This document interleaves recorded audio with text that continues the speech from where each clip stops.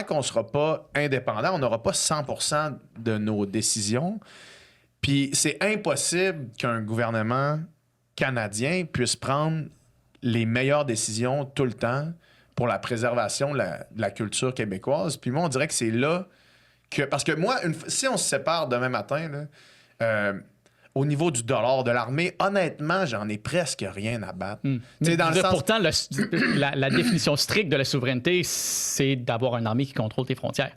Ouais. Alors, si tu es prêt à négocier sur l'armée, tu es prêt à négocier sur la souveraineté. Ce que tu veux refaire, c'est que tu veux revoir l'entente avec le Canada. Mais ça n'arrivera jamais, ça, à l'intérieur d'un Canada, d'avoir 100% des décisions. Je veux dire, le Canada va toujours décider de l'immigration. Mais le Canada nécessairement, va toujours décider de où va l'argent. Si on a une entente économique qui inclut, par exemple, une capacité de travailler entre une frontière à l'autre, encore une fois, comme l'Union européenne, par exemple, je veux dire, nécessairement, il va falloir qu'il y ait des décisions qui vont être concertées avec le Canada. Si on a une entente économique où on garde la même monnaie, nécessairement, notre politique économique, il va falloir que le Canada soit impliqué là-dedans aussi.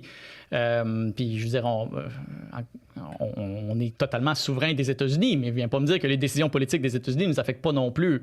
Je comprends. Non, mais ils n'affectent pas notre culture, ils n'affectent pas la survie de notre culture. Là. Bon, je pense que notre culture est beaucoup plus menacée dans sa floraison autonome par Hollywood qu'elle l'est par Toronto.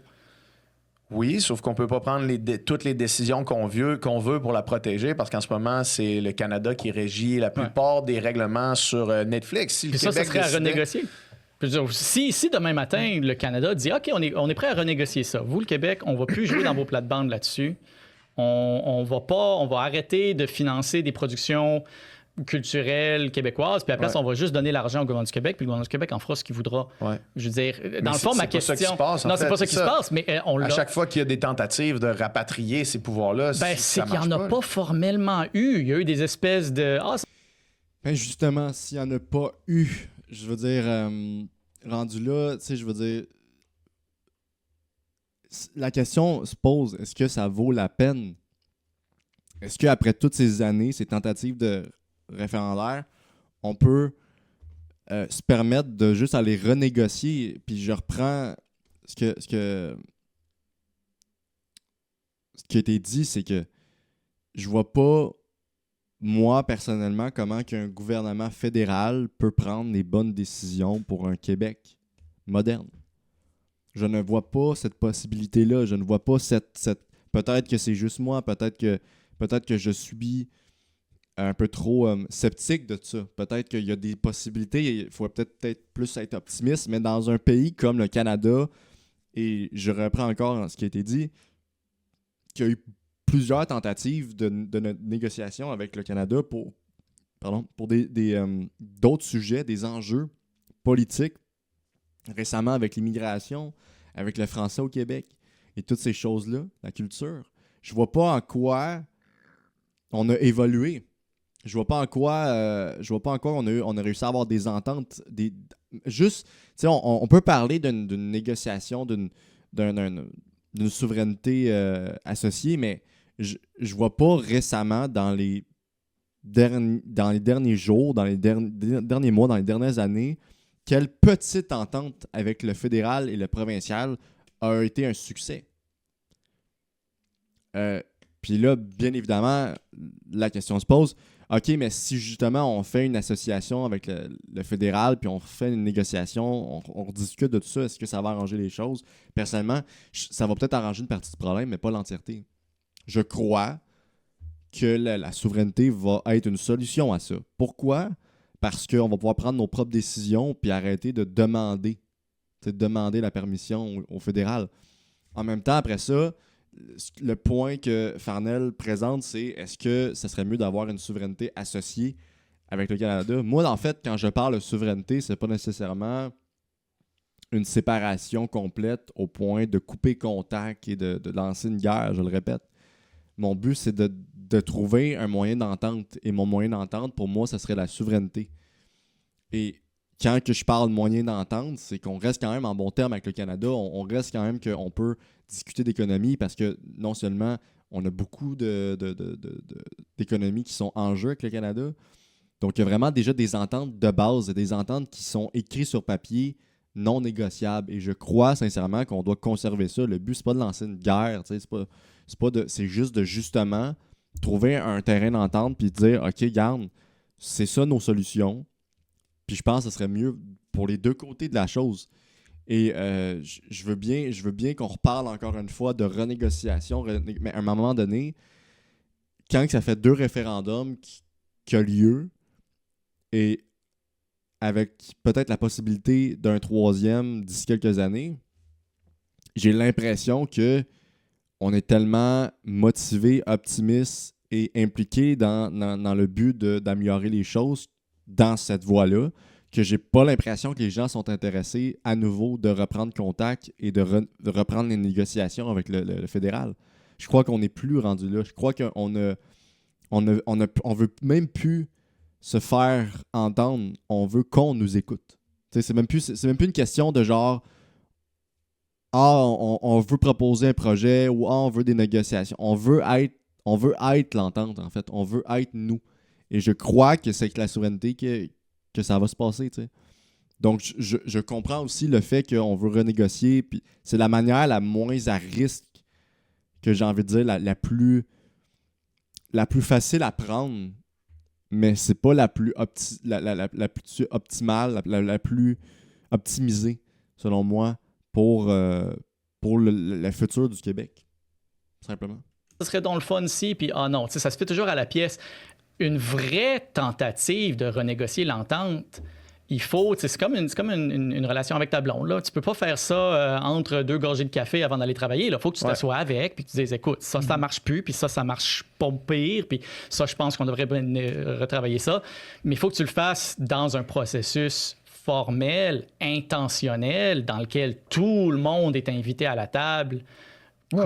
Comme on a tenté de le faire dans le passé. C'est de négocier avec le Canada pour qu'il négocie pour nous avec les États-Unis parce qu'on a de la particularité de la langue au Québec. Tu sais, je veux dire, le Canada anglais, je pense pas qu'il se sent menacé par la culture américaine puis par l'hégémonie d'Hollywood parce que, je veux dire, la langue est la même, les cultures se ressemblent. Ça serait encore drôle. Je veux dire, pour avoir vécu dans le Canada anglais aussi, eux autres, ils le sentent aussi. Ils le sentent pas de la même façon que nous, mais ils sentent aussi que leur culture est distincte des États-Unis et ils ont quand même... C'est un pays qui est beaucoup plus jeune, c'est une nation qui est beaucoup plus jeune, le Canada anglais, mais ils commencent aussi, eux autres, à se dire, oh, minute, il faut qu'on protège notre production si on veut un jour pas être juste une excroissance culturelle des États-Unis. Mm-hmm. Mais c'est que le Canada anglais est encore très jeune. Une culture commune, ça se forme avec 2 choses. Il faut du temps et puis il faut une période difficile vécue ensemble. Le Canada anglais n'a pas eu ça. Le Québec l'a eu. Mais ça fait que l'espèce de culture unique canadienne est encore en train de se faire former. Puis là, le gouvernement canadien essaie de faire du nation building, puis à pousser toutes sortes d'idées de une nation comme si on était tous pareils, quand clairement on ne l'est pas. Ouais. Je pense que ça aussi, si aujourd'hui on approche les Canadiens puis on dit, là, on arrête de faire ça à la pièce, puis on arrête de faire ça en temps perdu, on a besoin de se parler entre nous. Puis c'est pas qu'on vous aime pas, on vous aime, on veut continuer à être proche de vous, on veut continuer à travailler avec vous, mais il y a juste des choses qu'on a besoin de faire de façon différente. Moi, je serais bien surpris que le Canada aujourd'hui, si on le fait d'une approche ouverte et remplie de bonne foi, je serais bien surpris que la population canadienne dise, ben non, ça ne nous intéresse pas, rentre dans ton trou, c'est plus ça le Canada. Ben, je suis pas surpris de ça. Je pense qu'on est rendu à un point, justement, comme que Fernel l'a mentionné, on a évolué depuis 92, là, depuis les dernières ententes, mais je crois encore, justement, pour répéter ce que je disais, que c'est peut-être pas la solution la plus optimisée. Je pense que c'est pas la meilleure façon de se faire entendre, de se faire comprendre. Parce que peu importe, même si on essaie de recréer une entente, il a pris l'exemple d'un couple, on va y aller avec ça. Quand ça marche plus que ta blonde, qu'est-ce que tu fais? T'essayes de communiquer avec elle, t'essayes de comprendre qu'est-ce qui va pas. T'essayes... Bon, on niaise, mais on est là pareil, là. Puis à un moment donné, quand tu as tout fait la communication, puis ça fonctionne toujours pas depuis des années, là, c'est quoi la dernière étape à franchir? Qui est la plus, selon moi, ça dépend aussi des situations, mais qui est la plus bénéfique aussi après ça. Parce qu'après la rupture, vient une certaine liberté de faire « OK, je révise tout ce que je viens de vivre et on applique par la suite ce que j'ai appris dans le passé. » Je pense... Donc, on sort de la métaphore du couple. Je pense que c'est ça. Je pense que, justement, on a essayé de négocier pendant les dernières années. Ça n'a rien donné. visiblement, on est encore là-dedans, on est encore en conflit, même si aujourd'hui, en tant que dans un monde plus moderne, 2025, nouvelle année, on est rempli de bienveillance. On arrive et on propose une entente entre la province du Québec et le fédéral et peut-être même les autres provinces du Canada, parce qu'il ne faut pas oublier qu'il n'y a pas juste Ottawa aussi, là, on peut s'entendre avec les autres provinces.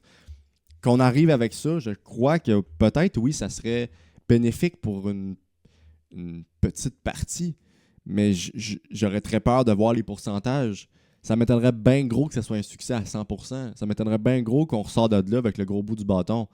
Ça m'étonnerait bien gros qu'on se fasse comprendre de la bonne manière. Parce que non seulement, oui, on a des problèmes, mais Farnell vient de le mentionner, le reste du Canada aussi, là. T'sais, on n'est pas les plus importants dans le Canada, il ne faut pas oublier. C'est pas un point de vue d'être égoïste, mais je crois qu'on n'a pas les mêmes opinions, on n'a pas les mêmes valeurs, les mêmes projets. Je crois que dans ces moments-là, la meilleure chose à faire, c'est de se séparer. Donc, voilà. Ben, je veux dire, les relations des dernières années entre, mettons, le gouvernement de la CAQ et le gouvernement Trudeau n'étaient pas jojo, là, dans le sens que la CAQ avait des revendications pour le Québec. Je pense pas que la CAQ est caractérisée par une bonne foi particulière dans ses relations avec bien des choses. Ça, c'est vrai. Possiblement, mais il n'empêche que, tu sais, les revendications qui étaient faites, puis tu sais, je veux dire, je suis pas pro-CAQ, pas partisan de la CAQ, mais c'est le gouvernement du Québec, là, tu sais, puis les revendications qui étaient amenées au reste du Canada, au gouvernement fédéral, ils étaient souvent refusés. Oui, c'est vrai. Je pense là-dessus peut-être que l'approche, ce serait de parler aux Canadiens directement. Mais, fait que, mettons, de bonne foi complète, là, le vaisseau pour l'option souveraineté du Québec est clair, pour moi, mettons. Le chemin vers l'indépendance du Québec est clair. Quel est le chemin vers cette option-là de renégociation fédérale de bonne foi pour arriver à une entente qui convient parfaitement aux Québécois? C'est quoi ce chemin-là? Parce que le chemin de on vote pour le Parti québécois, dans 3 ans, on a un référendum, c'est clair, limpide, la stratégie est directe. On le voit vraiment, le vaisseau est clair. Quel est l'autre vaisseau? C'est le nationalisme de la CAQ qui se voulait un peu ça, a échoué sur 12 ans à chaque fois. Je pense que ça ressemble beaucoup à ce qu'il y a à les dernières tentatives de le faire avec Lac-Meach et Charlottetown, où, rappelons-nous, là, les leaders politiques sont arrivés à une entente dans les deux cas. Le problème, c'est que la population canadienne n'avait pas été consultée, n'avait pas été impliquée, puis on avait exclu plein de gens, dont les peuples autochtones, dont toutes sortes d'autres groupes minoritaires qui avaient des intérêts là-dedans.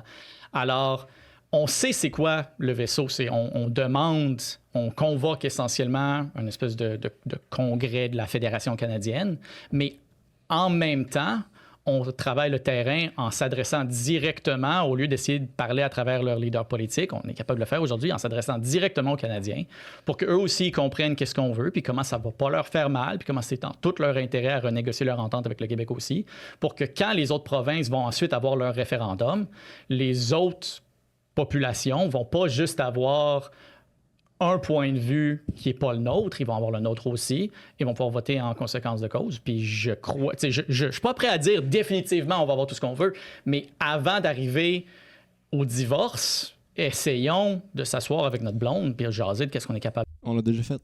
De faire. T'as pas l'impression que ça fait une couple de fois que ça essaye puis que ça fonctionne pas? Pour garder l'exemple de la blonde, ça fait une couple de talk. Qu'on se donne une couple de fois qu'on se donne une dernière chance pour toffer pour les enfants puis pour toffer pour la maison. Puis on se dit, mais là, on a bien trop de projets, ça sert à rien. On a tellement changé depuis la dernière fois qu'on a vraiment fait un effort formel. Mais vraiment formel, rendu là, tu sais, je veux dire, c'est bien beau qu'on mette le mot formel dessus. Je crois qu'aussi les petites ententes pour revenir à la CAQ ou même les autres partis avant, Je pense que les échecs de propositions que la CAQ a pu faire dans les dernières années, puis que c'est juste qu'ils ont été refusés, je pense que c'est une petite preuve aussi qu'ils sont très fermés d'esprit. Je pense pas nécessairement que c'est vraiment nécessaire de faire une communication formelle, parce que même si on en ferait une, mettons. Du moins, je crois qu'avant, peut-être pour revenir à ça, je crois que pour donner le point à Farnell, je pense qu'avant la souveraineté, ça vaudrait peut-être la peine d'essayer. De juste faire une communication. Hey, écoutez-moi. Mettons, on se plonge dans un scénario. Le Parti québécois remporte les prochaines élections. OK? Le Parti québécois remporte les prochaines élections et propose à la population, d'ici quelques années, un référendum. OK? Moi, si je serais PSPP, j'irais à Ottawa. Puis je serais comme, OK, écoutez, là, ça serait pas compliqué. Là. On veut juste savoir si on peut avoir un terrain d'entente. Idéalement, pareil comme M. Farnell l'a dit. Là. On arrive, on veut être respecté pour ci, ça, ça, ça. On veut ci, ça, ça, ça. On veut blablabla. On monte tout ça sur la table. Qu'est-ce que vous voulez en échange? Parce que c'est quand même un 50-50. Après ça, on met tout ça dans un petit bocal. On mélange les affaires. On trouve ce qui est correct, ce qui n'est pas correct. On crée une entente, puis on voit si ça vaut la peine de faire l'indépendance ou non. Dans mon cas à moi, malgré tout ça, je crois sincèrement que je vais quand même prendre la porte de l'indépendance. Mais je crois qu'en tant que personne optimiste et qu'en tant que peuple, on doit se permettre de peut-être avoir cette discussion-là qui semble être très importante pour les fédéralistes. On prend cette discussion-là, on s'assied à la table et on essaie de discuter pour trouver une entente. Est-ce que ça va être plus bénéfique pour le Québec de faire une discussion comme ça ou la question de l'indépendance? On les met face à face et on prend une décision finale. Mais je crois que je crois personnellement, je l'ai répété plus tard dans la vidéo, je pense vraiment pas que c'est ça la solution. Je pense qu'on a déjà fait ça. On répète l'histoire, en fait. On fait juste répéter l'histoire de manière désagréable parce que j'ai juste l'impression qu'on n'avance pas dans notre Québec en ce moment. Puis j'ai juste l'impression que même essayer de recréer des négociations, ça va juste nous ralentir dans notre processus de potentiellement d'avancement. T'sais. Donc, je serais quand même curieux d'essayer. Pour vrai, je serais quand même curieux d'essayer, de voir. Mais il ne faut pas que ça prenne 10 ans. OK, ouais, ben là, attendez, il faut un processus. Non, tu sais, on s'assied à la table. Tu me donnes rendez-vous. OK, c'est là. Je veux rien savoir de ben là, il faut faire des études. Non. Écoutez, là, c'est pas une entente de diplomate ou d'études ou justement de savoir, OK, point de vue économique. Non, c'est pas ça qu'on demande. Acceptez-vous notre reconnaissance. Acceptez-vous le fait que vous ne nous comprenez pas et qu'on sait ce qu'on veut et non vous savez ce qu'on veut. On n'a pas les mêmes opinions, on n'est pas la même personne. Si on a cette entente-là, potentiellement après, ça va être utile de créer certaines études et d'essayer de voir c'est quoi les procédures à prendre après. Mais je veux rien savoir d'arriver en partant et de dire ben là, on va checker ça, on va faire des études, ça va te prendre environ 5 ans pour... Hey, non. On veut pas ça. On veut pas attendre. On veut évoluer là. Je veux savoir, moi, si t'es capable. Laisse ton ego de côté. Est-ce que vous êtes capable? Là, je parle à Ottawa, pas nécessairement les Canadiens. Là. Est-ce que vous êtes capable d'assumer que on sait ce qu'on veut? On reconnaît ce qu'on veut. Et vous n'êtes pas capable de nous le donner depuis des années. Est-ce que vous êtes prêts à nous laisser la chance de vous montrer ce qu'on a comme potentiel de future province? De province, en fait. Pas de future province, mais de future province moderne du Québec. T'sais. Elle, là, assis à la table, c'était il y a 40 ans. Est-ce que tu penses que nous, on s'assoit à table avec l'Alberta? Puis ils vont avoir des demandes eux aussi. Oui, c'est ça, mais qu'on trouve des points communs puis un terrain d'entente, alors qu'on a tellement des intérêts puis des des demandes qui vont être complètement différentes. Tu sais, comment qu'on dit, ben là, nous, c'est sûr que, juste l'exemple le plus frappant, c'est les combustibles fossiles versus l'hydroélectricité. Ça, c'est peut-être la chose qui encapsule les diversités, parce que au-delà de l'énergie comme telle, mais il y a tout ce qui en découle. T'sais. Fait que là-bas, l'argent vient de là. Ici, on n'est pas du tout intéressé à ça. Comment est-ce qu'avec le même portefeuille, tu ramènes ces deux groupes de personnes-là tellement distincts vers une idée commune? C'est-tu possible, d'après toi? Oui, je pense que c'est possible. C'est possible si le gouvernement fédéral est prêt à relâcher beaucoup de son contrôle sur ces questions-là. Il y a beaucoup des questions, par exemple, on parle d'un côté, bon, l'Alberta va dire on vous subventionne avec la péréquation, puis nous, on va répondre, ben ouais, mais c'est nos taxes qui ont créé votre industrie de l'énergie fossile. Et là-dedans, le gouvernement fédéral va dire, ben on a besoin de contrôle sur tout parce qu'on a besoin de gérer un pays comme si c'était une nation, comme si c'était... Alors, on peut arriver à une entente où on se laisse chacun beaucoup plus de place pour développer nos sociétés différentes comme chacun d'entre nous veut le faire. Puis ça ne nous empêche pas d'être très bons amis, d'avoir une grande intégration économique, politique, militaire entre nous. C'est de la même façon qu'un Français n'a pas besoin d'être d'accord avec la politique énergétique de l'Espagne pour comprendre que l'Union européenne, c'est quand même une bonne chose pour tout le monde. Je pense qu'il faut juste reconnaître que le gouvernement fédéral a peut-être besoin de reculer beaucoup sur le contrôle. Comparer le gouvernement fédéral canadien à l'Union européenne, je pense que c'est peut-être pas le meilleur exemple, Fernand, pour être honnête, mais comme je comprends ce que tu veux dire, dans le sens que le Québec a peut-être besoin du Canada pour évoluer, peu importe dans la souveraineté ou dans une entente avec le fédéral. Ça, je suis d'accord. Je crois pas que c'est la même comparaison à l'Union européenne, par exemple. Sauf que, oui, effectivement, je veux dire, l'important, c'est d'avoir une entente, mais je pense tout de même que des négociations... En fait, juste cette discussion-là de la négociation se fait pas nécessairement juste avec le gouvernement.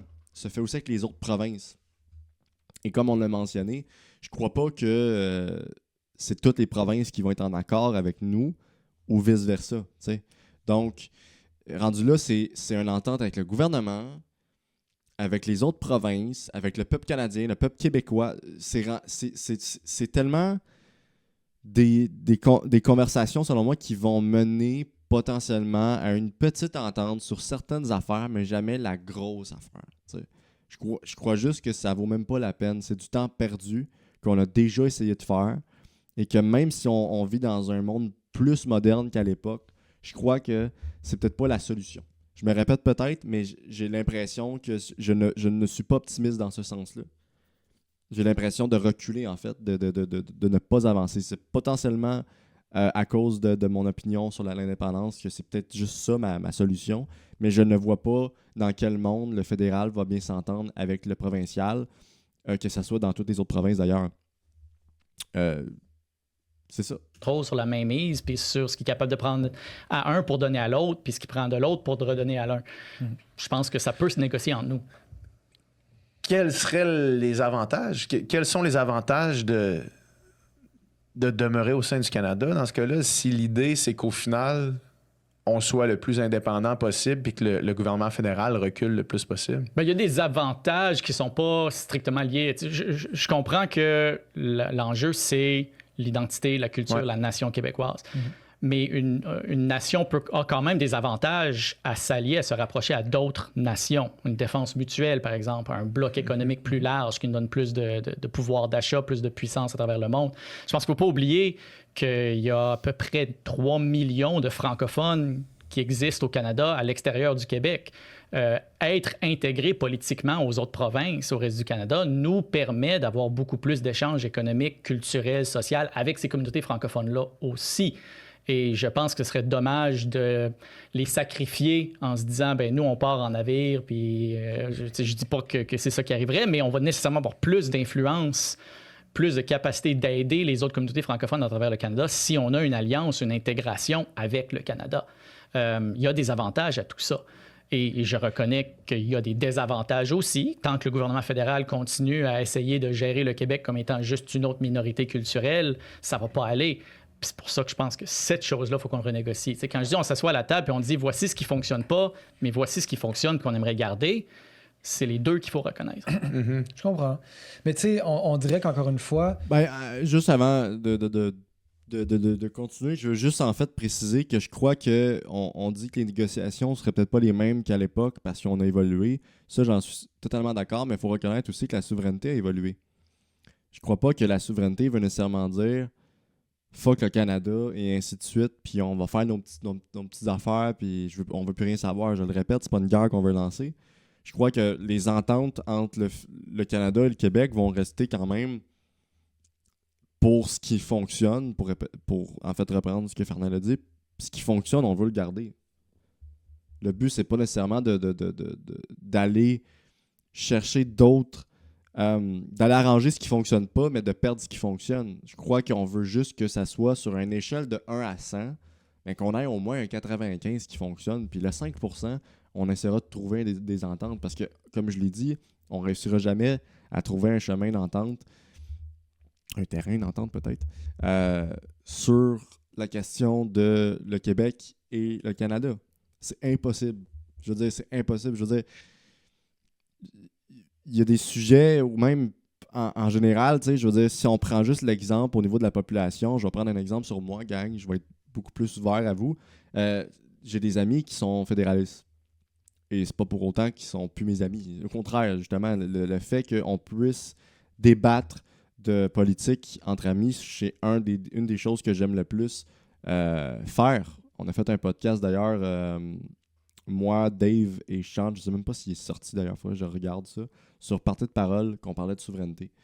Et pour ceux qui ne savent pas, j'ai un ami qui s'appelle Sean, puis il est fédéraliste. Du moins, il n'est pas fédéraliste, mais comme il n'est pas pour la souveraineté. Il n'y a pas vraiment d'étiquette attitrée à son opinion politique. D'ailleurs, j'en ai d'autres aussi, mais ça pour dire que quand on a des discussions sur ce sujet-là, on n'arrive jamais à s'entendre. Même si on se le réexplique de différentes manières, qu'on essaye de... Oui, on se rejoint sur certaines choses qui est dans l'essence même de l'union entre deux populations, deux peuples.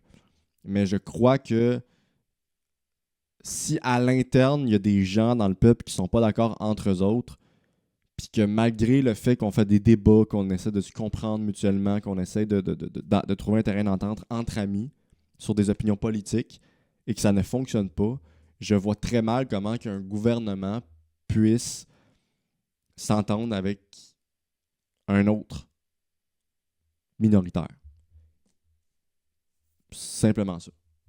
Tu listais justement les points communs qu'on a avec les gens qui ont l'étiquette fédéraliste, les gens qui ont l'étiquette souverainiste, puis que la plupart des fédéralistes reconnaissent que le Québec est une société distincte, avec une culture distincte, avec une langue distincte, avec des intérêts, des valeurs même distinctes. Mais je veux dire, tu sais, moi, quelqu'un qui me dirait, ben moi, je suis fédéraliste parce que je m'identifie avant tout en tant que Canadien, puis Il y en a, là. Ben oui, c'est ça. Je veux dire, il y en a. Puis quelqu'un qui me dit ça, ben j'ai pas grand-chose à lui répondre. Je veux dire, tu te sens Canadien, t'aimes le Canada, tu veux rester en Canada. Tu peux pas dire à quelqu'un que tes valeurs sont pas bonnes. Non. Là. Mais quelqu'un qui dirait... L'argument de cœur est indéfendable. C'est ou comme...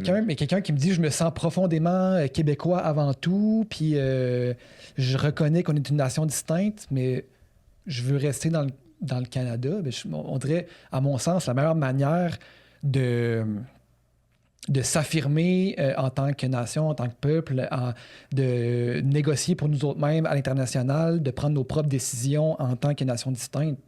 À mon sens, c'est une évidence qu'en tant que pays, ça se fait mieux. Là, mais bref. Fait que tout ça pour dire, je comprends quelqu'un qui me dirait, ben moi, je suis Canadien, je me sens Canadien, mais quelqu'un qui dit, je me sens Québécois, mais je veux rester Canadien, mais pourquoi? Ben, moi, je reviens à l'exemple de la France. Ouais. Un Français peut se sentir français, pas se sentir espagnol, pas se sentir italien, pas se sentir allemand. La France est un pays quand même. Oui, mais je veux dire, la France n'est pas capable de négocier ses ententes commerciales indépendamment de l'Allemagne, de l'Espagne, de l'Italie. Mm-hmm. Et ça, c'est la France qui a décidé, la population française a décidé de s'allier économiquement parce qu'elle croyait que les avantages d'avoir une plus grande force de frappe à l'international valait l'inconvénient d'être obligé de négocier à l'intérieur de l'Europe avec d'autres populations. Et puis ça, c'est un choix qui est légitime que le Québec peut faire pour lui-même aussi, sans sacrifier son indépendance. Pour vrai, ça fait peut-être la deuxième fois, là, mais je vois encore pas c'est quoi le lien entre l'Union européenne et le provincial au Canada. Là. Je veux dire, je comprends que la France a fait des négociations avec l'Allemagne, l'Espagne, parce que c'est des pays qui sont voisins. Puis je pense que dans l'Union européenne, on s'entend que l'Union européenne, je le répète, là, c'est pas la même chose que le Canada. Là. C'est une union. Là. Puis il n'y a pas juste la France, l'Espagne puis l'Allemagne là-dedans, il y a beaucoup de pays. Là. Comment qu'on peut comparer ça au Canada puis au Québec? Je pense que le Québec doit, en tant que, mettons, si on se plonge encore une fois dans un scénario, si le Québec devient un pays, je crois qu'il doit conserver certaines ententes avec le Canada ou du moins en élargir. Mais je comprends toujours pas pourquoi on compare la France à l'Union européenne et l'Union européenne au Canada, parce que la France est déjà un pays. Puis justement, au niveau fédéral, si le Québec devient un pays, il va pouvoir gérer ses propres ententes. Donc, ses propres ententes nationaux avec les d'autres pays. En fait, j'essaie juste de comprendre pourquoi on compare la France, tandis que la France est déjà un pays souverain. La solution peut-être se trouve devant les yeux à Farnell, ou du moins à la population. La France est déjà un pays souverain et tente de faire des négociations, même si eux autres aussi ont les enjeux. Comme j'ai dit, je pense pas que la souveraineté va arranger tous les problèmes. C'est impossible. Il faut rester quand même réaliste. Mais je crois qu'il va améliorer la grande partie du problème de les ententes entre le fédéral et le provincial. Et par la suite, on va pouvoir gérer un peu mieux notre société telle qu'elle est en ce moment. Je trouve, je sais pas si pour vous, là, si ça va bien dans la société. Pour ceux qui trouvent que ça va bien, tant mieux. Mais je crois pas que ça va super bien dans la société canadienne en ce moment. T'sais. Donc, je crois que c'est ça l'essence même. Mais encore une fois, comparer la France à l'Union européenne, je suis vraiment abasourdi. Je ne comprends pas. Je ne vois pas le lien. On compare une province à un pays. T'sais. Une province qui veut devenir un pays à un pays. Je veux dire, je sais pas si c'est moi, là, mais comme c'est exactement ce qu'on veut. Oui, on peut avoir des ententes qui sont similaires, on peut avoir des opinions qui sont quand même similaires, mais justement, on vient de le mentionner, la France est un pays qui s'associe avec les autres pays alentours, ce qui est quelque chose de logique pour un pays, surtout dans une Union européenne. Le Québec, s'il devient un pays, je ne crois pas qu'il va se diviser des États-Unis, du reste du Canada, puis du Mexique, mettons, puis du Groenland, puis je crois qu'il va justement avoir beaucoup plus d'entente avec les autres pays dans le monde. J'essaie de comprendre encore une fois pourquoi j'essaie, pour vrai, là. C'est vraiment, je me suis jamais posé la question, en fait. C'est pour ça que je trouve ça nouveau un peu comme sujet. Je comprends pas pourquoi qu'on mentionne ça. Mais, alright. On peut choisir de faire ça. Et je pense que les bénéfices dépassent les inconvénients. Je ne dis pas qu'il n'y en a pas des inconvénients, mais je pense qu'on a plus à gagner à le faire qu'on aurait à gagner à ne pas le faire. Je comprends. Ce que j'ai dit tantôt, il faudrait le tenter pour au moins voir statistiquement ce que ça vaudrait de le faire, une entente avec le fédéral, pour voir si ça l'apporterait mieux. Il faudrait une étude, en fait, là-dessus.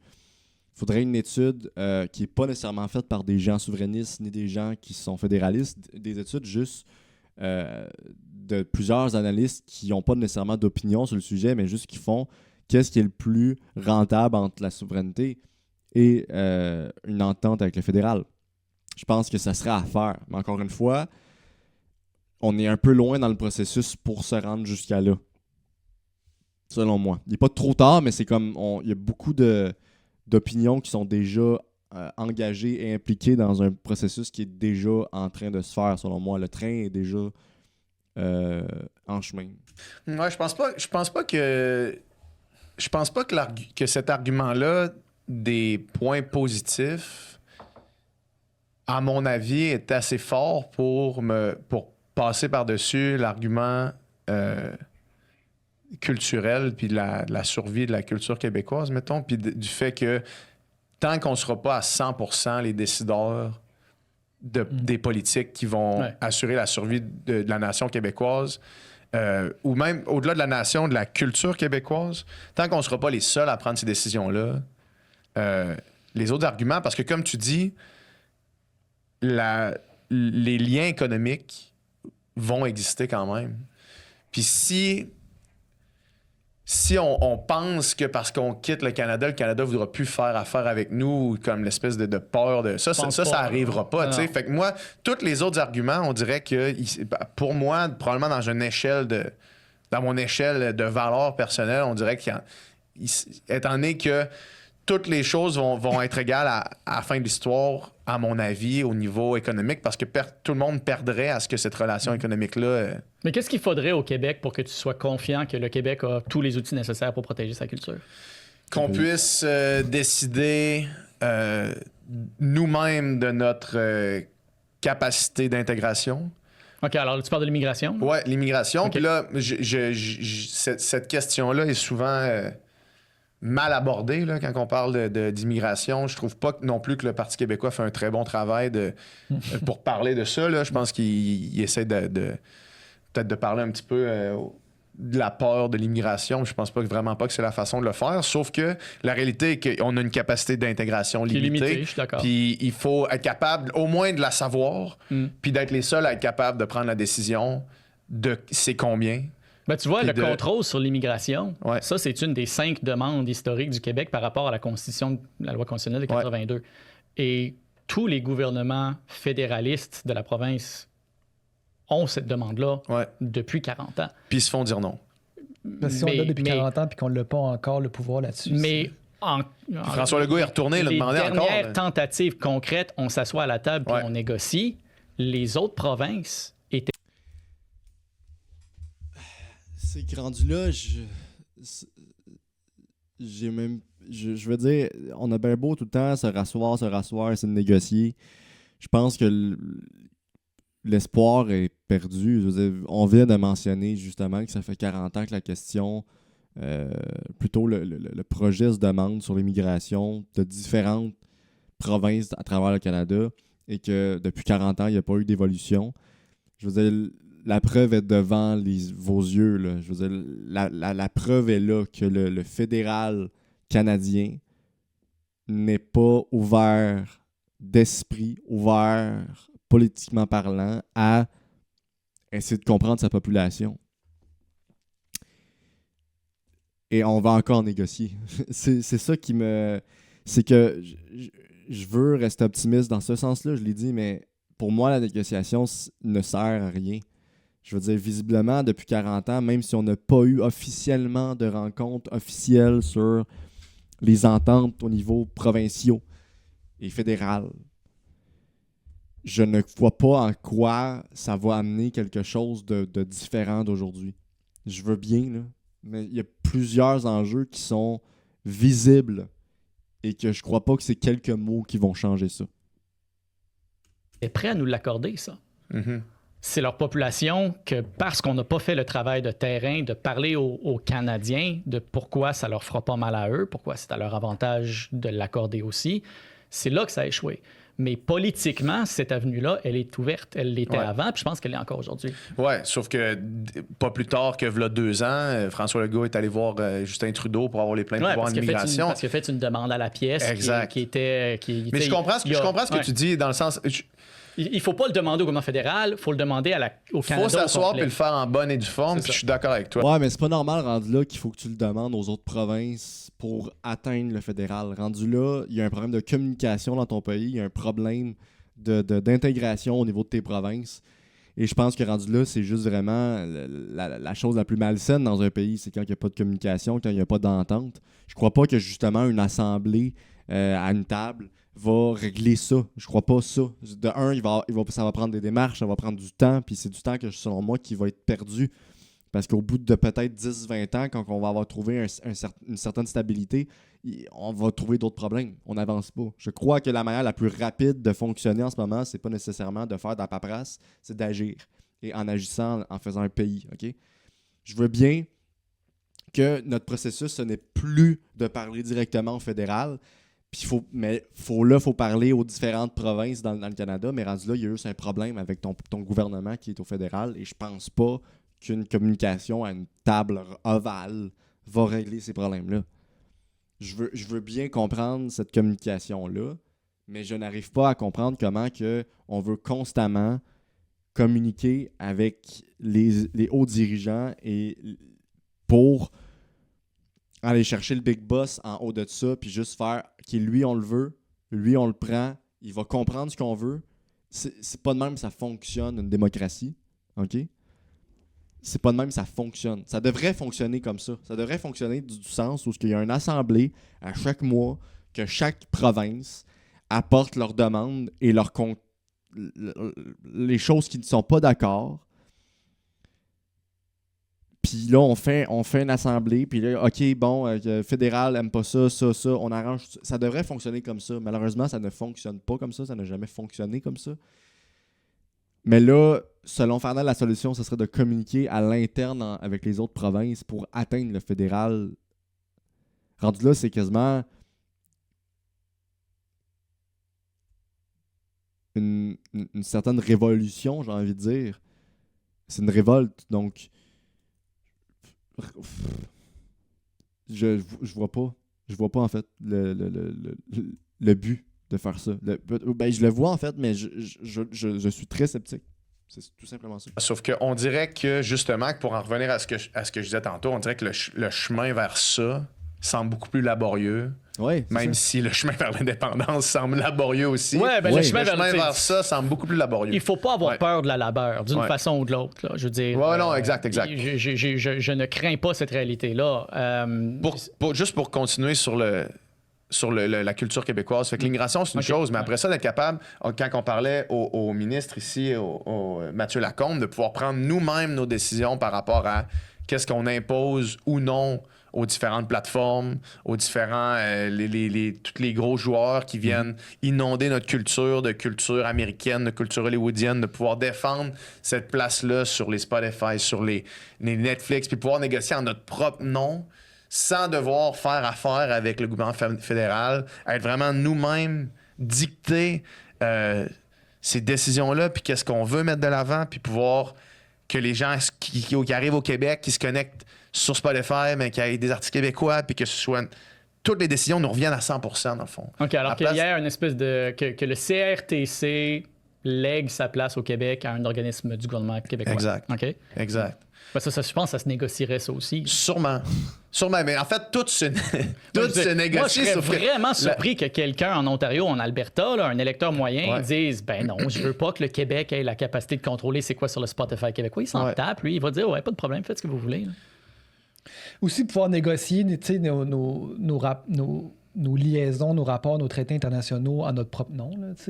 On est souvent subordonné au Canada, puis on passe une négociation à travers le Canada qui essaie de négocier pour tout le monde, mais pour avoir une chaise à la table de négociation en tant que nation, en tant que pays, puis pouvoir revendiquer des choses qui sont avantageuses pour notre pays. T'sais.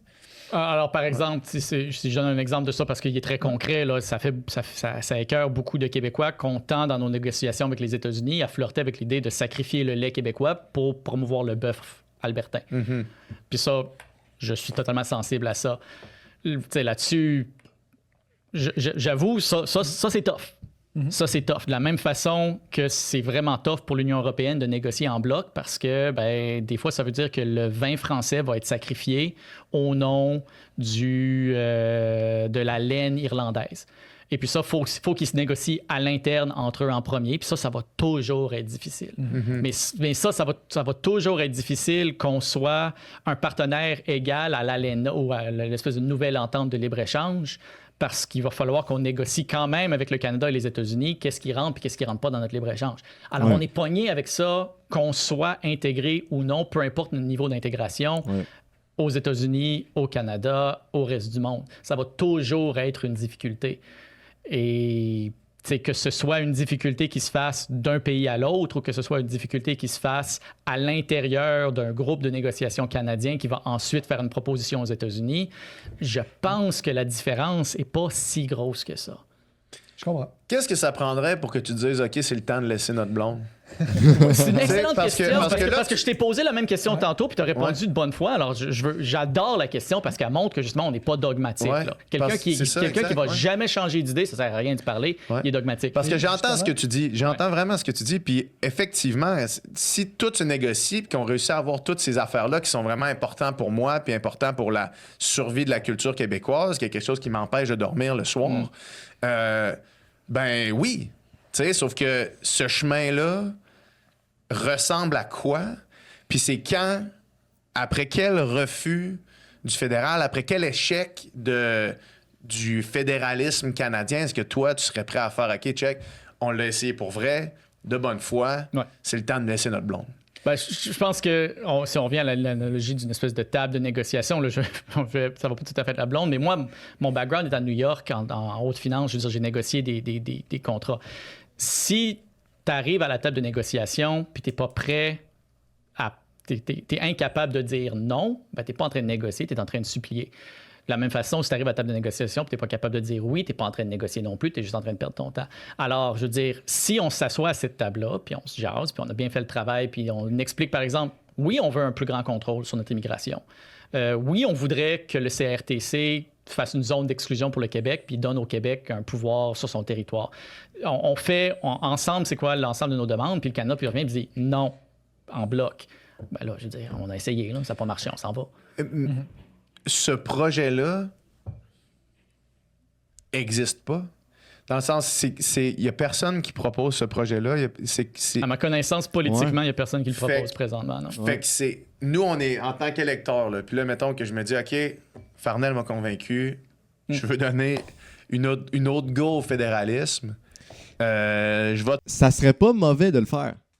Ça, comme j'ai dit tantôt, je serais pas contre le fait d'étudier les ententes qu'on pourrait avoir avec le Canada, en fait. Quand je dis étudier, c'est juste d'aller faire une rencontre puis de voir. Je serais pas contre ça. Je serais très curieux de savoir ce serait quoi leur réponse puis c'est quoi les avantages qu'on pourrait obtenir grâce à ça. Puis ça me surprend qu'il n'y ait pas personne qui a pensé à faire ça dans un point de vue démocratique en politique. Ça serait potentiellement très bénéfique. Puis probablement que ça diviserait une partie de la souveraineté pour dire « Ah, OK, mais si on est capable d'avoir une entente, puis ça équivaut pratiquement, entre guillemets, à la souveraineté québécoise, puis on est capable de trouver un terrain d'entente qui est quand même similaire, ben on va pouvoir peut-être obtenir quelque chose qui est plus concret, qui est plus avec une meilleure entente. Je suis pas fermé à ça. Mais comme live, il n'y a pas cette option-là. Puis live, je vois pas où ça pourrait nous amener, tu sais. Mais je serais pas contre que ça se fasse, par exemple, comme j'ai dit, d'avoir une rencontre avec le fédéral. Je serais même très pour. C'est pour ça que je disais, mettons, si mettons, je serais le futur premier ministre qui rentre au Québec, une des premières choses que je ferais, ce serait ça. J'arriverais chez Carney, what's up mon buddy, on va juste discuter de 2-3 petites secondes, on va parler de ça, puis on va se mettre à la table avec tous les autres premiers ministres, puis on va essayer de trouver c'est quoi l'entente qu'on peut avoir en tant que province minoritaire. Quand je dis minoritaire, c'est toutes les autres provinces là, sont minoritaires là, en fonction de leurs demandes. Donc, qu'est-ce qu'on peut obtenir? Puis en fonction de ça, on voit ce qu'on fait. Pour Pablo Rodriguez, puis j'espère qu'il fasse ce travail-là. Je sais pas c'est quoi la réponse à ça. Alors que la réponse à l'autre question est simple quand même, est claire. C'est de dire, OK, là, voici le chemin direct vers ce but ultime que j'ai qui peut prendre les deux formes qu'on a préétablies. C'est-à-dire une renégociation complète au fédéral ou l'indépendance du Québec intégrée avec... c'est l'option de voter pour le Parti québécois ne mène pas à une négociation non plus. Non. Mène à quitter la table. Ouais. Moi, ce que je veux, c'est la négociation avant. Alors, je suis d'accord avec toi. Il n'y a pas d'option politique présentement qui la propose. Ouais. Je pense pas que dans l'absence d'une option politique qui propose une discussion, on devrait tomber par défaut à, alors on va prendre l'option qui est de s'en aller. Dans ce cas-là, je suis 100% d'accord. Je crois que ce serait nécessaire de le faire avant. Mais comme j'ai dit, il ne faut pas que ça prenne 10 ans de calcul, d'études. C'est pas ça qu'on veut. On veut seulement comprendre et se faire comprendre. Puis rendu là, après ça, on reposera la question, est-ce que ça vaut vraiment la peine de faire l'indépendance ou ça vaut pas la peine? Ben rendu là, je vois pas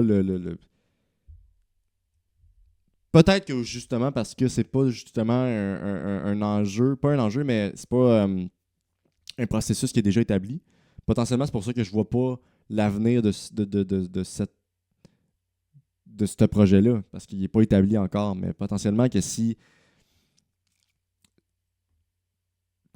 ça serait fait, j'aurais peut-être pas la même opinion là-dessus. Mais ça, je suis pas contre qu'on fasse des études avant une question de souveraineté. Mais il faut pas que ça prenne 20 ans d'études puis de commande de calcul de. Ah non, c'est une question d'entente humain à humain. Là, tu sais. Tu trouves pas. Puis quand je te disais tantôt que la disparition progressive de la culture québécoise m'angoisse au plus haut point et m'empêche de dormir, c'est vrai. C'est la chose qui me préoccupe le plus au monde. C'est pas pour rien que j'ai décidé de faire des TikTok en français et en anglais. Là. Moi aussi, j'y crois. Là. Moi aussi, c'est important pour moi. Et donc, selon moi, le temps presse pour cette protection-là. Ouais. Puis si j'ai le choix entre un projet qui est concret et un projet qui n'existe pas et qui est dans le peut-être, je vais prendre le projet concret qui m'assure que le temps est compté. Puis le temps est compté pour vrai. Il suffit que tu... Puis on en a déjà parlé, ça fait quand même un bout qu'on a parlé de ça, mais il suffit que tu viennes à Montréal pour constater que le temps de la langue française au Québec est compté pour vrai. C'est clair. Mais c'est démontrer qu'il y a un recul. Là, c'est démontrer qu'il y a un recul, puis au quotidien, tu le vis. Puis, fait que si j'ai un projet qui n'existe pas, en me disant, mais là, je vais voter pour le non, pour rester dans le... Ou pour le non, mais même pour autre chose qu'un parti indépendantiste là, aux élections provinciales, juste parce que j'ai l'espoir que peut-être qu'on va se rendre jusqu'à une renégociation de toutes ces choses-là en bonne et due forme, comme tu expliques depuis tout à l'heure, puis ça fait du sens, tout ce que tu parles depuis tantôt. Mais si moi, je suis l'année prochaine en octobre, puis le temps presse selon ma perception, puis pas tout le monde qui peut être d'accord avec moi, mais on dirait que l'option d'attendre en n'ayant aucune certitude qu'il y a quelque chose qui va se passer pour un autre 4 ans, il me semble que c'est pas une option qui est valide pour moi dans la façon avec laquelle je vois le danger réel du déclin de la culture québécoise. Parlons de vouloir protéger la culture québécoise. Puis, on reviendra au plan concret après, mais je veux dire, la culture espagnole recule en Espagne. La culture brésilienne recule au Brésil. On fait face à un phénomène mondial qui est l'homogénéisation de la culture états-unienne. C'est sûr que nous, on le regarde, puis on a des fois de la difficulté à faire la différence entre se faire assimiler au Canada anglais culturellement et se faire assimiler aux États-Unis culturellement. Ce qui se passe, je crois, c'est beaucoup plus qu'on se fait assimiler aux États-Unis culturellement, présentement. Je suis d'accord. Et je ne crois pas que la souveraineté telle qu'elle est proposée par le Parti québécois est une aussi bonne protection contre ce phénomène mondial-là qui vient des États-Unis qu'on le pense. Ça vient avec des avantages, certainement. On pourrait, par exemple, ériger des espèces de murs culturels qui sont un peu plus... Murs, c'est pas le bon mot. On pourrait ériger des membranes culturelles, des infrastructures culturelles. On ferait payer les Ontariens pour le mur. Ouais, c'est pas du pas que je parle, puis je vais pas donner l'impression que je pense qu'on démonise qui que ce soit. Mais je crois que le phénomène du recul de la culture québécoise est juste l'aspect québécois du phénomène de l'homogénéisation culturelle mondiale. Et je crois pas que la souveraineté offre autant d'outils pour nous protéger que ça, qu'on n'est pas capable d'aller chercher ailleurs et autrement. Certes, la culture américaine est ultra forte. Elle perce chaque pays par ses médias, par la télé, par la musique, par les films, par l'art américain, parce que c'est une, je pense, des nations qui sont les plus forts en art. Et ça depuis des années. Donc oui, certes, à cause de les applications telles que Instagram, Facebook, YouTube, TikTok, ainsi de suite, qui sont des applications qui promouvoient cette culture-là, on n'est rien face à ça. Seulement, ma question est qui contrôle l'immigration au Canada? C'est le Canada. Qui contrôle l'immigration au Québec? C'est le Canada. Je dis pas que l'immigration est la cause principale, mais une des causes principalement que qu'on n'a pas... C'est pas vraiment ça le problème, c'est qu'on n'a pas de programme d'intégration pour ces gens-là. C'est des gens qui arrivent d'ailleurs, qui n'ont pas nécessairement les ressources pour pouvoir apprendre la langue, la culture. C'est pas nécessairement des assimilés pour qu'ils deviennent québécois, mais qui sachent comment intégrer la culture de la bonne façon en français et avec des programmes d'études, de travail, de logement. En ce moment, c'est un peu n'importe quoi parce que, comme on l'a précisé, on a une certaine capacité à respecter. Et je crois qu'on est en train un peu de la bousiller, cette capacité-là. Puis, tu sais, on vient de le mentionner. Montréal, c'est compliqué pour de vrai de se faire servir en français. Je veux dire, je vais souvent à Montréal, puis j'ai de la difficulté des fois à arriver dans certains commerces et d'accepter le fait qu'il y a des gens qui sont pas capables de me servir en français. C'est beaucoup plus rare que les personnes qui me servent en français, mais ça reste que c'est une réalité qui existe. Okay? Donc, je crois que pour l'immigration, on doit avant toute chose d'intégrer des programmes d'intégration pour ces gens-là pour qu'ils puissent savoir comment intégrer la société, pas nécessairement la culture, mais la société. Et déjà là, si on a un contrôle de la langue au Québec, c'est déjà un bel avancement vers une culture saine. Parce que la culture québécoise, c'est peut-être pas la chose la plus protégée au Québec, certes, mais la chose qui l'alimente, c'est la langue. Donc, je crois que déjà avec un avancement vers le français qui va être déjà contrôlé, avec l'immigration contrôlée par le Québec s'il devient un pays, je crois que déjà là, on avance dans le bon terme et dans le bon sens. Puis, OK, fine, on parle de la culture américaine qui est ultra forte, je suis totalement d'accord, on n'a pas vraiment grand-chose à faire face à ça, parce que c'est connu mondialement que la culture américaine, comme je l'ai dit, elle perce d'une manière... C'est fou, là. Je veux dire, on prend juste MrBeast qui est pas juste aux États-Unis, mais qui est partout dans le monde. Ben, ma solution à ça, c'est aussi, au niveau des avantages qu'on aurait à être un pays, on peut contrôler ce qui rentre aussi comme les médias et la télévision et tout l'art québécois, tout l'art mondial aussi. Je dis pas nécessairement de mettre un gros frein à la culture américaine, mais de juste prioriser la culture québécoise. En ce moment, c'est pas le cas. On n'a pas le contrôle sur ce qui est diffusé ici au Québec sur les réseaux. Et je crois que sans nécessairement amener un processus de dictature, là, c'est de juste prioriser la culture québécoise sur les réseaux. Puis comme ça, potentiellement que les générations à venir seraient beaucoup plus informées sur ce qui se passe à l'interne qu'à l'externe. Je crois que c'est ça la solution. Je dis pas qu'on est destiné à vivre éternellement dans ce sens-là, mais déjà là, ça serait un plus gros, selon moi, bon sur l'avenir qu'en ce moment avec le fédéral. Tout revient à cette source-là. Alors moi, je crois en ça. Je crois que justement, en tant que, mettons, gouvernement québécois souverainiste, on doit prioriser la culture locale que la culture à l'externe, à l'international. Je crois que c'est ça. Je crois que c'est ça. Je crois que, mettons, je verrais pas pourquoi un parti ne veut pas faire ça. Tu sais, on a bien beau dire tout ce qu'on veut sur la CAQ, le processus de panier bleu, exemple, c'est pas une mauvaise idée. C'est juste mal amené. Le programme aussi ou les pubs qu'il y a eu à la télévision sur le racisme, c'est pas une mauvaise idée. Ça a juste été mal amené. On est géré par un gouvernement qui sait pas ce qu'il fait en ce moment. Et je crois que si on contrôle notre culture et comment on fait notre processus, il y a une bonne manière de le faire. Puis ça va nous aider justement dans notre culture, notre langue et la protection, encore une fois, de notre peuple.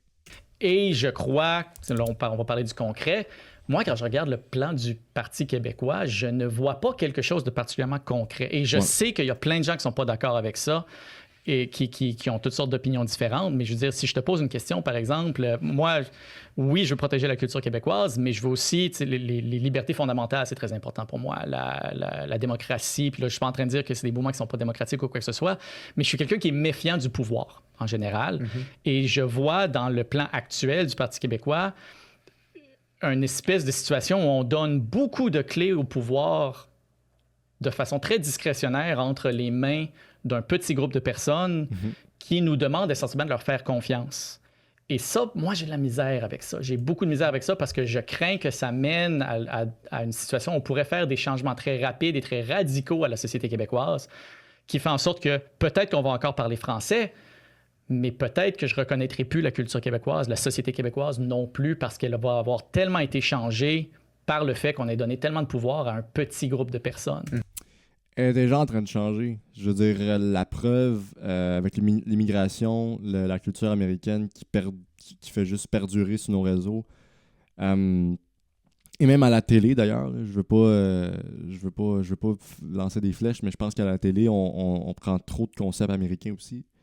Je crois qu'on est déjà dans ce processus-là, donc pourquoi reculer face à une potentielle solution qui, oui, c'est sûr que si tu donnes le pouvoir entièrement à un groupe de personnes, c'est comme ça que ça fonctionne la politique, là. Fait que, tu sais, je veux bien qu'on ait des craintes sur le fait de j'ai peur de voir ce qu'ils vont faire avec ces droits-là et ces changements-là, mais en même temps, la politique, c'est ça. Tu votes pour la personne que tu penses qui va en fonction de tes valeurs, mais tu votes aussi pour une personne que tu sais pas ce qu'ils peuvent faire. T'sais, on prend comme la CAQ.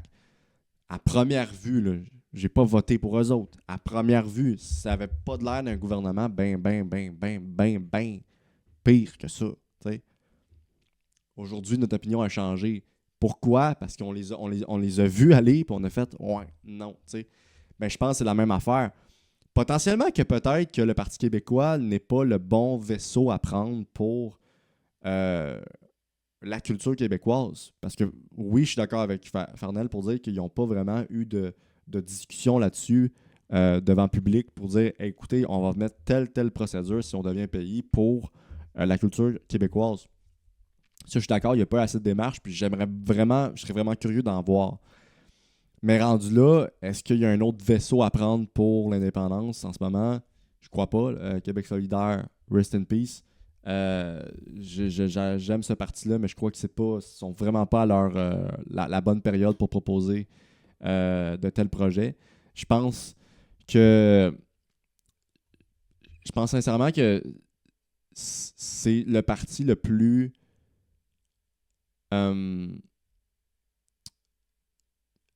j'ai envie de dire éclairé sur l'opinion de la culture québécoise. Parce que non seulement on a bien beau dire que la souveraineté est un mouvement politique, c'est un mouvement culturel aussi. De protéger notre langue et notre culture par nous-mêmes, que ce soit au niveau économique. L'économie affecte la culture.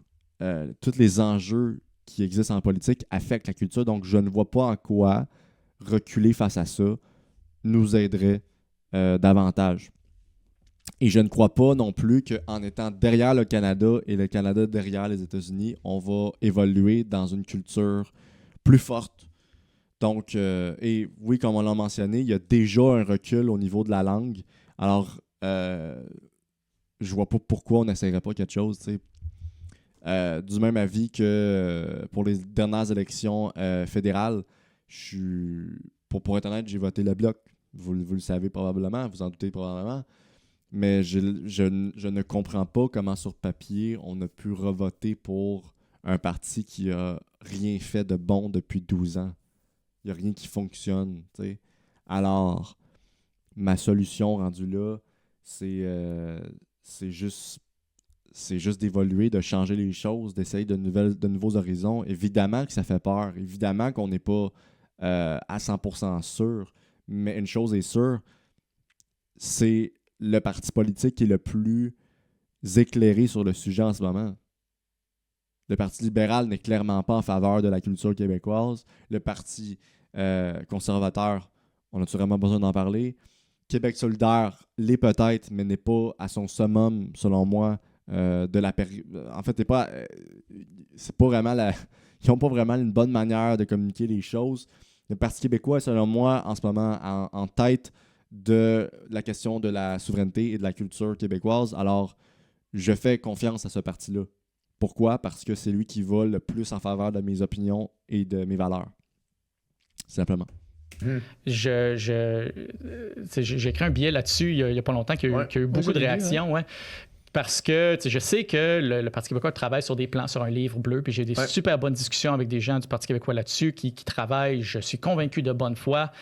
Mais si on regarde les dernières tentatives, le dernier programme qui mène un référendum qui mène à la souveraineté, tous ces aspects-là, ce travail-là est essentiellement un travail académique qui ne va pas avoir une force légale, qui ne va pas avoir une force contraignante juridique ou même morale, parce que la question, c'est essentiellement...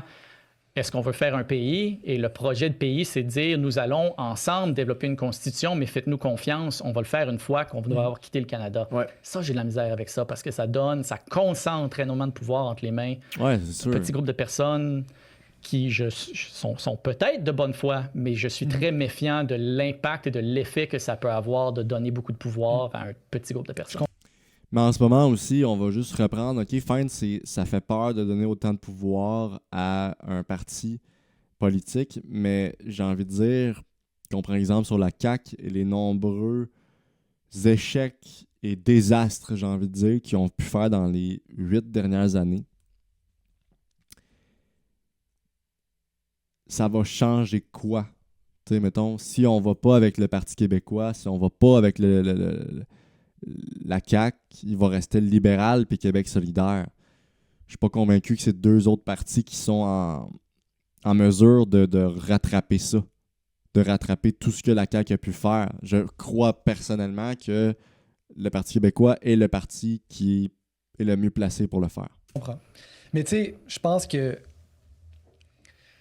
pour le mouvement souverainiste, si on veut faire un pays, il faut que ça soit rassembleur, il faut que ça soit transpartisan. Il faut que le mouvement souverainiste soit pas juste une affaire d'un parti, il faut que ce soit l'affaire des souverainistes qui votent aussi pour la CAQ, des souverainistes qui votent aussi pour Québec. Il faut que ce soit l'affaire aussi de le 50% moins 1 des fédéralistes qui vont peut-être pas être d'accord 100%, aussi. Tout à fait. 100%, sauf qu'il faut au moins rallier tous les souverainistes ensemble. Puis je pense que si on jette trop les bases de « on veut faire un pays », mais non seulement on veut faire un pays, mais on veut qu'il soit comme ça, comme ça, comme ça, comme ça.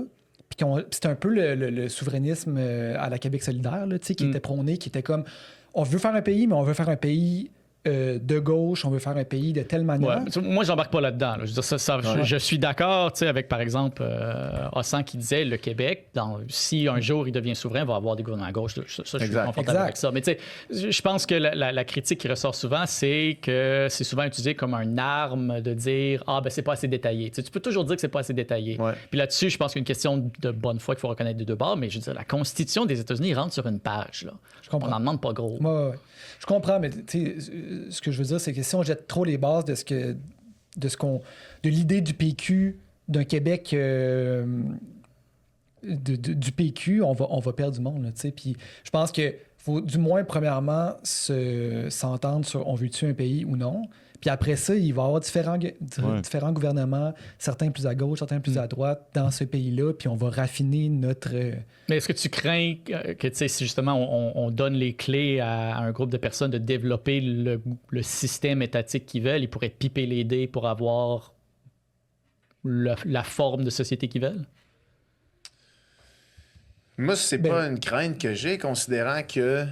en fait, tout va être dans la façon avec laquelle c'est fait. Puis je pense que si le Parti québécois... Le Parti québécois, c'est pour moi vraiment un vaisseau vers l'indépendance, là, plus qu'un parti avec lequel je m'attache particulièrement. Je pense que peut-être que je suis probablement plus proche de Québec solidaire que je suis du Parti québécois dans mes idées profondes.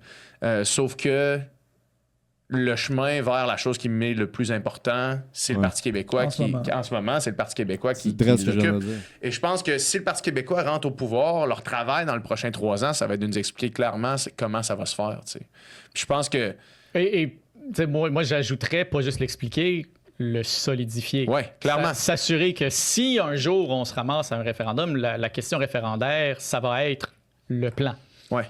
Oui. Oui, je suis d'accord avec ça.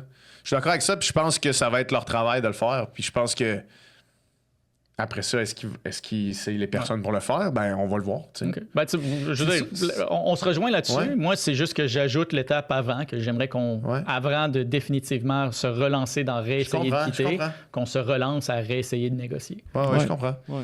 C'est sûr que ça prend ça prend un pare-feu, ça prend quelque chose qui dit que le gouvernement peut pas juste faire on est un pays, puis maintenant, by the way, on est un gouvernement autoritaire. Maintenant, voici la ministre de la Culture, Mathieu Bock-Côté. C'est comme non, merci. Je pense pas que ça va être ça l'intention. Mais je me méfie de l'hommerie. Exactement. Puis donner autant de clés de pouvoir, tu peux prendre un saint puis lui donner le pouvoir absolu, puis il va devenir un diable. Et c'est ça qui m'inquiète. Je comprends. Ouais. Bonne discussion sur les... Gang, je crois que pour vrai, c'est un très bon podcast à aller écouter pour ceux qui l'ont pas écouté ou juste aller voir Farnell Morissette malgré, tu sais, je veux dire là, j'ai comme un peu décortiqué ce qu'il a dit, analysé ce qu'il a dit durant tout le podcast. Puis tu sais, je veux dire, je pense qu'il s'est très bien exprimé, c'est juste que en fait, pour une chose qui a vraiment raison, Farnell, c'est qu'on se rejoint tous à la même chose, c'est-à-dire une entente. Et je crois que la souveraineté est une forme d'entente. Okay? Et je crois que Farnell a juste besoin de certaines certitudes avant de voir la souveraineté comme une option certifiée et convaincante. Et ça, je suis d'accord avec lui que ça peut être un peu quand même épeurant de regarder ça de même et se dire, OK, mais là, attendez, là, on s'en va vers un pays, mais on n'a même pas de... C'est par où qu'on commence, c'est très, très, très épeurant. Puis je pense que pour vrai, ça serait pas une mauvaise chose. Puis ça m'a un peu ouvert l'esprit à, OK, peut-être que ça serait pas une mauvaise chose de voir nos opportunités avant de se lancer dans le vide puis se dire « non, fuck off, on verra rendu là ». Je pense que ça prend un minimum de réalisme. Puis l'idée d'une négociation, c'est peut-être pas la chose la plus... c'est peut-être pas ma solution la plus appréciée parmi toutes les options que j'ai, mais je crois que c'est nécessaire de le faire, de juste voir quel type d'entente qu'on peut avoir avec le fédéral avant de se lancer dans un projet de souveraineté. Et à partir de là, comme il l'a mentionné plus tôt, si c'est refusé, je vois pas d'autres options. Mais pour ça, il faudrait qu'il y ait déjà un projet établi et c'est pas le cas, malheureusement. Et je tiens à dire vraiment malheureusement. J'aimerais profondément que ça se fasse, qu'on ait une espèce de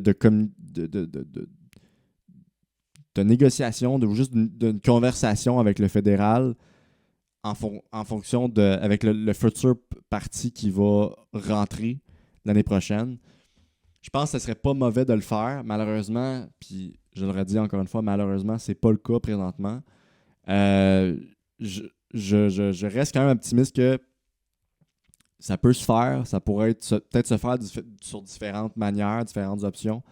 Mais j'espère que ça va être au moins fait avant parler de projet de référendum. Et peut-être que justement, si le Parti québécois rentre l'année prochaine, puis qui commence un peu à parler de ce projet-là, potentiellement que le fédéral va être un peu plus alerte sur ce qu'on a à dire.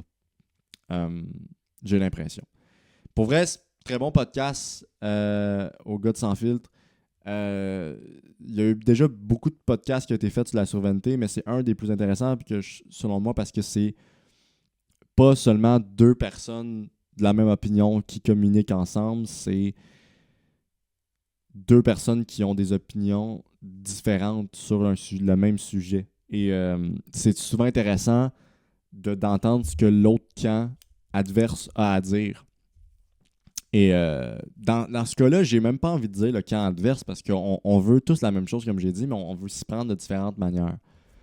Puis pour vrai, je suis d'accord avec, je vous dirais, le 3/4 de ce que Farnell dit, à part le fait que la souveraineté n'est peut-être pas la solution à prendre dans le moment.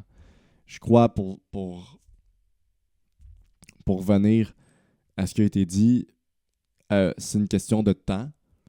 Et je crois que c'est une solution qui va mettre en valeur la culture et ainsi de suite. Donc, pour vrai, allez voir ça.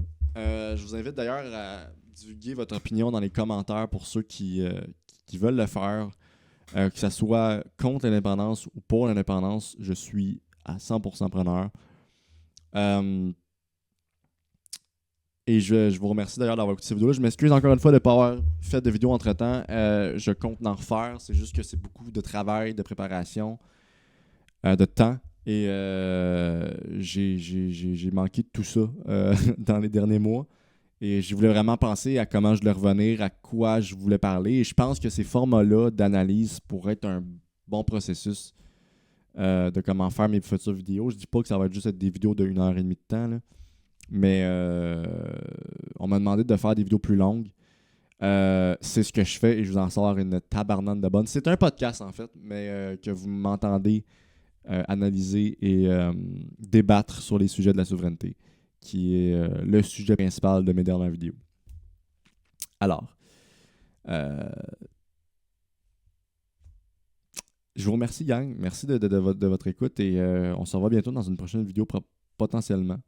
Et à la prochaine. Prenez soin de vous.